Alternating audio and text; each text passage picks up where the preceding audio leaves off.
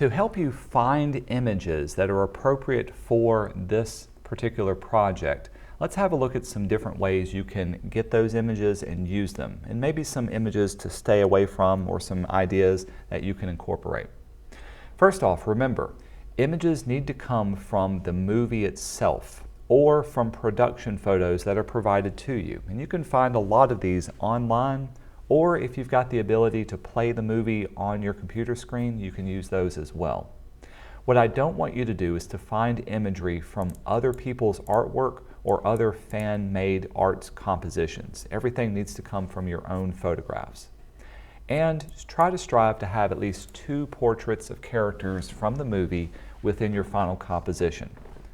Later on, you can find some other background imagery, such as scenery, props, or other things to add to your movie as well.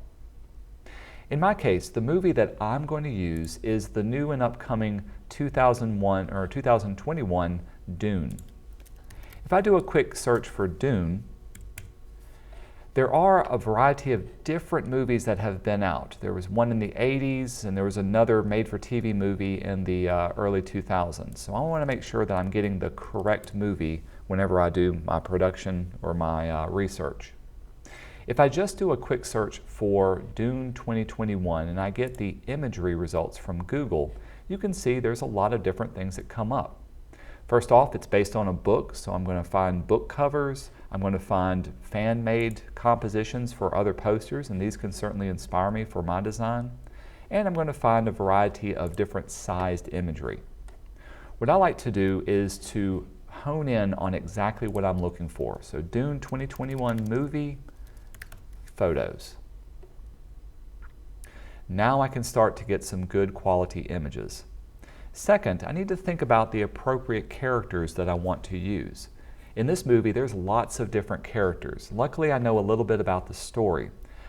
It revolves around Paul, and he's a member of a family who's got his father and mother as 2 of the other sub-characters. So for my composition, I'm going to focus just on those 3 characters for my movie. From here, maybe I'll do 2021 Paul. Now I can get exactly just him. If I click on these images, the next thing I want to do is to make sure they're high enough quality to be able to work from.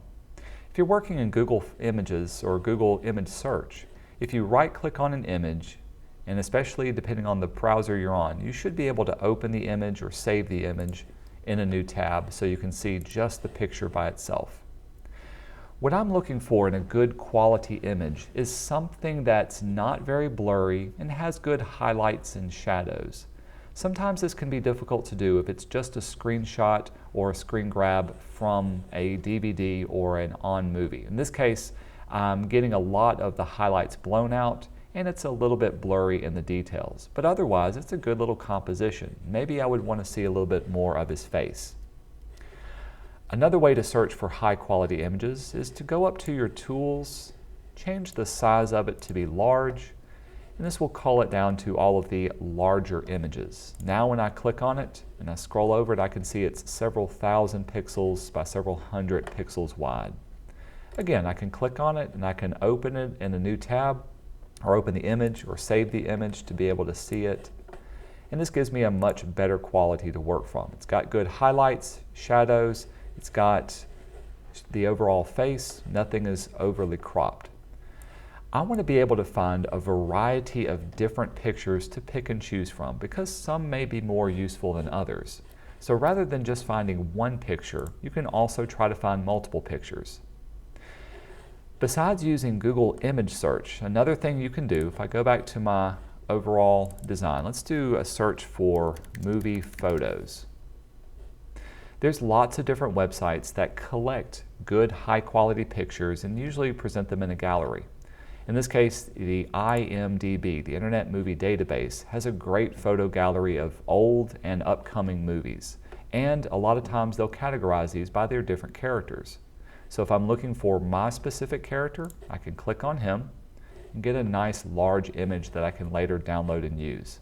But again, make sure it's something that you can use in your composition. In this case, he's being cropped off a good bit.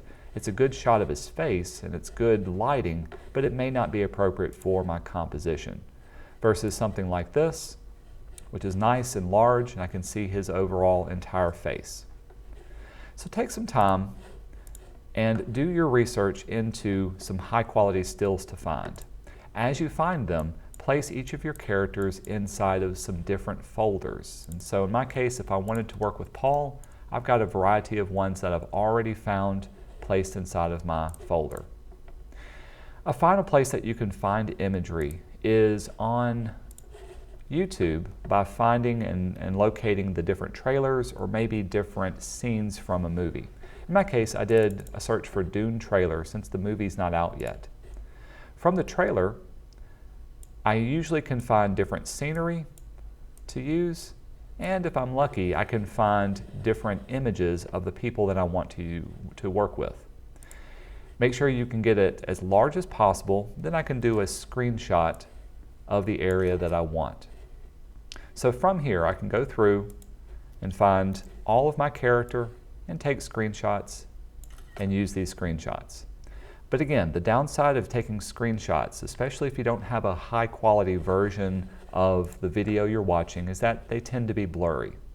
However, the techniques that we're going to be using in this particular project won't really matter because we're going to vectorize it and then later on clean it up. So we want it to be stylized in the end. So even if you do find some blurry imagery, they could still be nice and usable.